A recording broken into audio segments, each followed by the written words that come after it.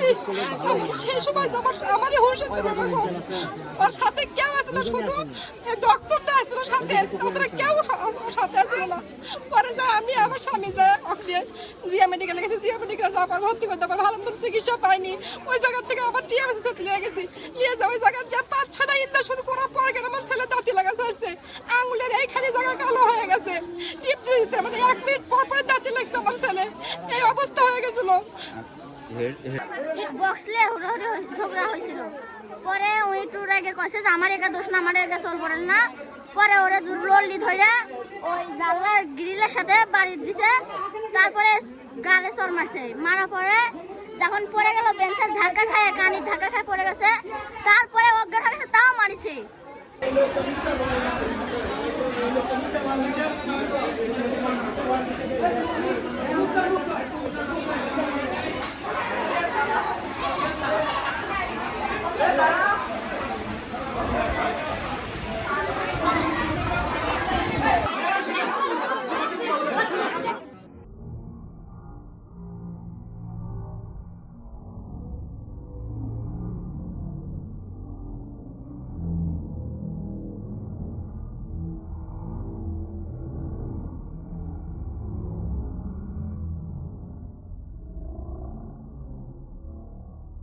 medical থেকে ridge দিছে কি দেয়নি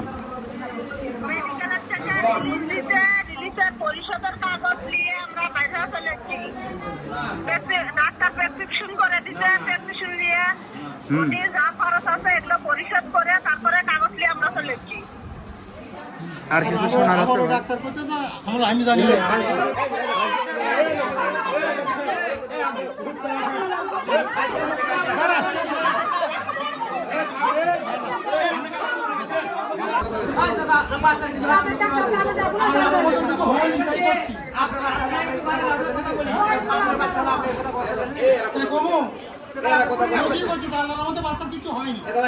এটা আমরা সবাই অন্যান্য ক্লাসে ছিলাম সব সারি ক্লাসে ছিল ক্লাসে থাকার পর আমরা আমার 2টা পিরিয়ড ছিল আমি 2টা পিরিয়ড করে আমি এখানে আসছি সব স্যার ক্লাসে গেছে যাওয়ার পর আপনার তৃতীয় পিরিয়ডে আপনার ছাত্রছাত্রী হই উল্লাহ করে বের হচ্ছে রুম থেকে তখন আমরা বললাম যে কী ব্যাপার বিষয়টা কি সব তখন সব সারি বের হচ্ছে বের হওয়ার পর যে সারগুলো মারছে না তখন টিউবওয়েল বাড়ি নিয়ে গেছে নিয়ে যা আমরা ধারানি টানি দিচ্ছি ধারানি টানি দিয়া ওখান থেকে আমরা ওই পাঠাইছি ওই সার সহ নিয়ে গেছে তারপরে আমরা এই বন্ধ করে স্যার বললো ছুটি দিল ছুটি দেওয়ার পর আমরাও স্টুডেন্টদের দেখতে গেছি হাসপাতালে জাহাঙ্গীর স্যার জানি তুমি আসো না এখানে জাহাঙ্গীর স্যার জানি অজ্ঞান হয়ে গেছে মানে মাথার লাগা ফুলের কুট পড়ে গেছিল বলে ফুলের সাথে মাথা লাগছে তারপরে অজ্ঞান হয়ে গেছে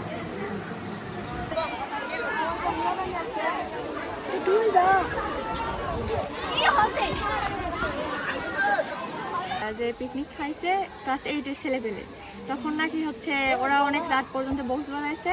স্যার এসে গালাগালি করছে যে হচ্ছে তুমি বক্স বাজাইছো তখন উনি নাকি বলছেন যে হচ্ছে আমি একা বাজাইনি স্যার অনেকেই বাজাইছে আমার সাথে নখ ঘুরায় নাকি আমার সাথে কথা বলছে তখন বলছে যে তুমি হচ্ছে নখ ঘুরায় যে কথা বলতেছো আমার সাথে এত বড় সাহস তোমার এই বলে নাকি স্যার মারছে ওকে মারছে বলতে অনেকটাই মারছে যে ছেলে জ্ঞানহারা হয়ে গেছে মারার পর হচ্ছে তখন অনেক ছেলেবেলে নিয়ে গেছে পানি দিল পানি দেওয়ার পর ওখানে এক স্যার অ্যাসিস্ট্যান্ট স্যার বলতেছে যে হচ্ছে উনি গাঁজা খাইছে এই জন্য এমন করতেছে আর যে মারছে সে স্যার বলছে যে হচ্ছে ইনি হচ্ছে ঢং করতেছে এটা সত্য এভাবে মানে মারার কারণে হয়নি সত্যটা নয় তখন হচ্ছে ছেলেটা অনেকটা অজ্ঞান হয়ে গেছে পানি টানি দেওয়ার পর ওই শাড়ি ধরে নিয়ে হয়তো কোথায় গেছে জানি না মেডিকেলে গেছে এই পর্যন্ত শুনছিলাম